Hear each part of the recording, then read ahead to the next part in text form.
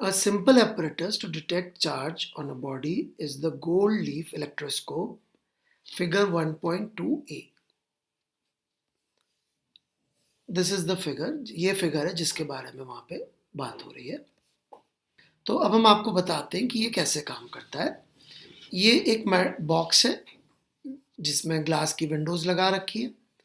इस बॉक्स में एक मेटल की रॉड को अपन ने डाला अंदर, और इस मेटल की रॉड के एक एंड पे ये दो गोल्ड लीव्स लगा दिए।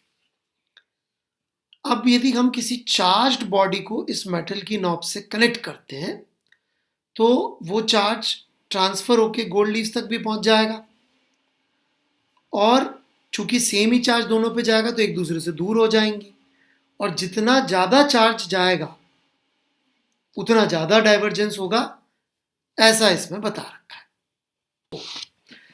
तो भाई आप खुद से भी घर पे बना सकते हैं, ऐसा ये कह रहे हैं।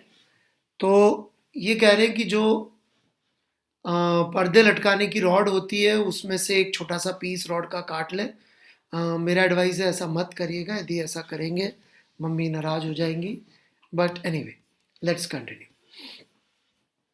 और इसको एक बॉटल के अंदर आप इंसर्ट कर दीजिए, उसमें कॉर्क लगा दीजिए, और इसमें एक साइड में ये ऊपर बॉल होनी चाहिए मेटल की, और एक थिन एल्यूमिनियम फॉइल लीजिए, उसको बीच में से फोल्ड करके इस दूसरे एंड से आप बांध दीजिए,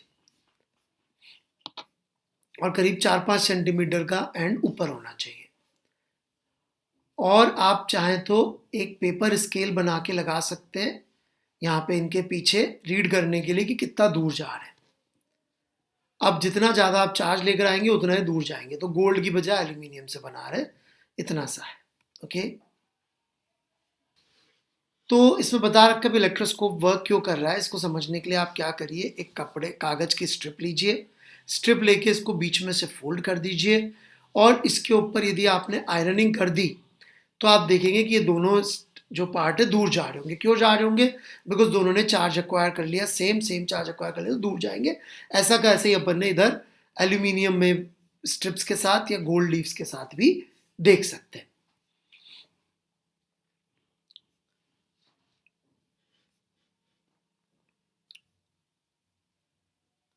Let us first try to understand why material bodies acquire charge. अब हम इसका रीजन समझने की कोशिश कर रहे हैं। तो आपको पता होगा कि सब चीजें एटम और मॉलिक्यूल से बनी है, और ये सब इलेक्ट्रिकली न्यूट्रल है। न्यूट्रल है का मतलब ये नहीं चार्ज नहीं है, इसका मतलब ये है कि चार्ज एग्जैक्टली बैलेंस्ड है। फोर्स,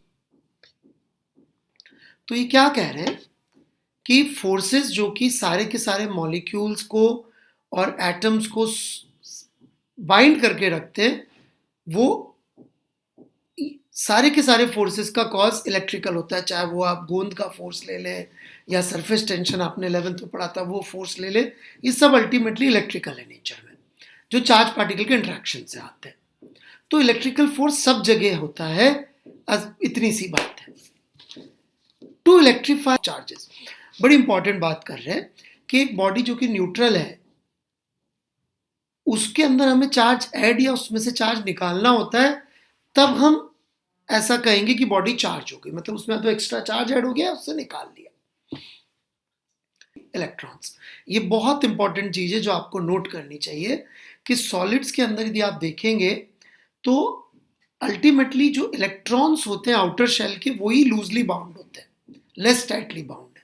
तो जब भी चार्ज की बात होगी, एक बॉडी को पॉजिटिवली चार्ज या नेगेटिवली चार्ज करने की बात होगी, तो असेंशियली क्या हो रहा होगा, असेंशियली ये हो रहा होगा उस बॉडी के ऊपर अपन ने या तो इलेक्ट्रॉन दे दिए तो नेगेटिवली चार्ज होगी, या इलेक्ट्रॉन निकाल लिए तो पॉजिटिवली चार्ज होगी। ये जरूर आप लिख लीजिएगा कि यदि एक बॉडी नेगेटिवली चार्ज हो रही है तो उसको इलेक्ट्रॉन दिए होंगे, और पॉजिटिवली चार्ज हो रही है तो उससे इलेक्ट्रॉन निकाले होंगे, क्योंकि इलेक्ट्रॉन को ही प्रैक्टिकली निकालना या देना आसान हो। नेगेटिवली चार्ज, तो एक ग्लास रॉड को जब हम रेशम के कपड़े के साथ में रगड़ते हैं तो क्या होता है, जो रॉड के इलेक्ट्रॉन है वो सिल्क क्लॉथ को चले जाते हैं।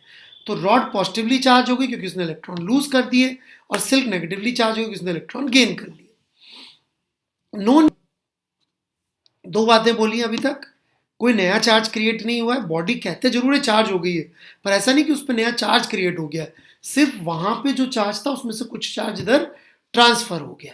दूसरा जो इलेक्ट्रॉन्स की संख्या ट्रांसफर हुई ओवरऑल इलेक्ट्रॉन का बहुत बहुत बहुत माइन्यूट फ्रैक्शन होता है, बहुत माइन्यूट।